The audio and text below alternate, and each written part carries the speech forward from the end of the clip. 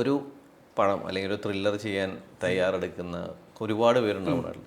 അവർക്ക് കൊടുക്കാവുന്ന ഒരു 3 ഉപദേശം എന്തായിരിക്കും? ഉപദേശം എന്നല്ല, ഒരു സജഷൻസ് എന്തായിരിക്കും? ഏറ്റവും ഡിമാൻഡുള്ള സാധനമാണ് ആക്ച്വലി ത്രില്ലേഴ്സ്. അതിപ്പോൾ OTT-യിലാണെങ്കിലും തിയേറ്ററിലാണെങ്കിലും ത്രില്ലർ എന്ന് പറയുന്ന സാധനത്തിന് എപ്പോഴും പിടിച്ചിരുത്താൻ പറ്റും. അപ്പം FMCG പോലെ. അതെ, ഉറപ്പായിട്ടും. അപ്പം ആൾക്കാർ ഉപദേശം എന്ന് വെച്ചാൽ അങ്ങനെ എനിക്ക് പറയാൻ അറിയത്തില്ല. അതായത് അല്ല, ഒരു എക്സ്പീരിയൻസ് വെച്ച് പറയാലോ.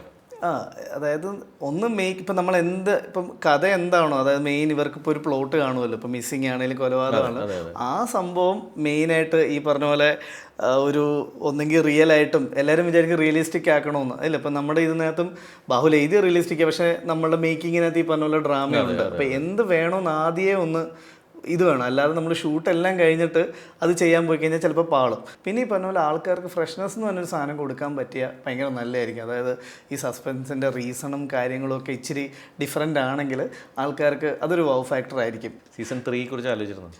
ഇപ്പം ഈ പ്ലാറ്റ്ഫോം ആക്ച്വലി റിലീസിന് മുമ്പേ പറയുന്നുണ്ടായിരുന്നു. പക്ഷെ എന്നെ സംബന്ധിച്ച് ഞാൻ ജൂണാണ് തിയേറ്ററിൽ ചെയ്തത്. ബാക്കി 3 ഇപ്പം മധുരമാണേലും 2 സീസൺ OTT. അപ്പം എന്തായാലും തിയേറ്റർ പടം കഴിഞ്ഞിട്ടേ ഇതിനെക്കുറിച്ച് ആലോചിക്കുന്നു. ഉണ്ട്, എന്തായാലും ഉണ്ടാവും. പക്ഷേ ഈ പറഞ്ഞ പോലെ തിയേറ്റർ ഒരു പടം കഴിഞ്ഞിട്ടേ ഉള്ളൂ.